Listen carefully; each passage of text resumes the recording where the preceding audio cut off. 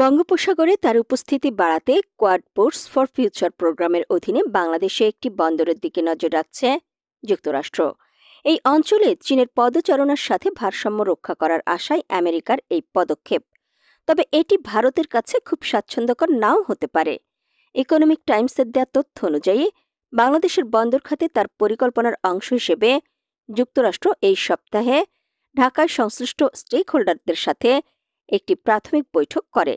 বিষয়টির সাথে সংশ্লিষ্ট ব্যক্তিরা বলেন, মার্কিন যুক্তরাষ্ট্র একটি বন্দর স্থাপনের জন্য কোনো পদক্ষেপ নেওয়ার আগে প্রথমে সব দিক বিবেচনা করবে। মার্কিন সামরিক বাহিনী বাংলাদেশের কৌশলগতভাবে অবস্থিত চট্টগ্রাম এলাকায় সক্রিয় রয়েছে। বাংলাদেশে মার্কিন পরিকল্পনায় ভারতের এখনও কোনো ভূমিকা নেই, যদিও এই পদক্ষেপটি কোয়াড পোর্টস উদ্যোগের অধীনে করা হয়েছে। এদিকে ভারত ভবিষ্যতে বাংলাদেশে একটি বন্দর নির্মাণের জন্য পাবলিক প্রাইভেট পার্টনারশিপ মডেল নিয়ে ভাবনা চিন্তা করছে। বাংলাদেশের মাতার বাড়িতে গভীর সমুদ্র বন্দর নির্মাণ করছে জাপান। জাপানের সম্পৃক্ততার লক্ষ্য হল একটি প্রধান আঞ্চলিক ট্রান্সশিপমেন্ট এবং শিল্প হাব প্রতিষ্ঠা করা, বড় জাহাজগুলোকে সরাসরি ডক করতে সক্ষম করা, খরচ এবং ট্রানজিট সময় হ্রাস করা এবং ভারতের উত্তর পূর্ব রাজ্যগুলো সহ বাংলাদেশ ও এর প্রতিবেশীদের সঙ্গে বাণিজ্য বৃদ্ধি করা।